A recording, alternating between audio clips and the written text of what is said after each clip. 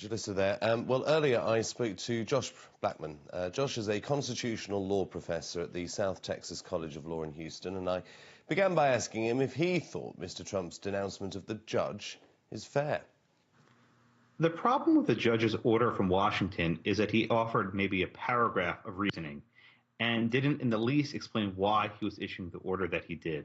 So maybe it's right, maybe it's wrong, but we simply don't know the basis on which he issued his decision, which will make it very difficult for the appellate court to review. Well, one of the judges said that it's un-American and unconstitutional. You have to be more precise than that. There are several specific grounds on which this could be unconstitutional, maybe a violation of the free exercise clause, maybe a violation of due process.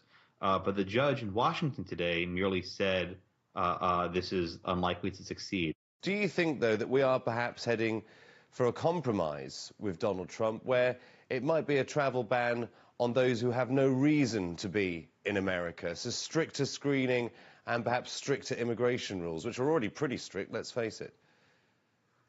Well, traditionally, the courts don't have much say over who's admitted to the country. So in that sense, this order is unprecedented. I think what we will find, though, is the court will have to assess whether he can choose to restrict people based on the 7 countries that have been identified. And additionally, whether the court will determine this is a religious screen where certain religions are being excluded at the cost of others. But there's not much precedent one way or the other for courts to intervene in this fashion. This is a fairly novel area of the law. Okay, Josh, so is it constitutional to ban people from an entire country for the sake of the security of the United States of America, even if those people have a job and have a life and perhaps even family in America and clearly pose no threat? Well, I love the way you phrase the question, but the fact of the matter is it's a very close call. The courts traditionally have not scrutinized admission decisions, who's admitted to this country. This has usually been left in the sole discretion of the president. So this will be the first time where a court actually says, we determined that your policy is too broad and you should be admitting more people to the U.S. That's a very big decision. The courts very well may hold that, but that's somewhat of a very close question, I think, under current law. Yeah, and what about the damage that is appearing to be causing to the United States? People aren't turning up for work at the moment. Surely that's a legal argument.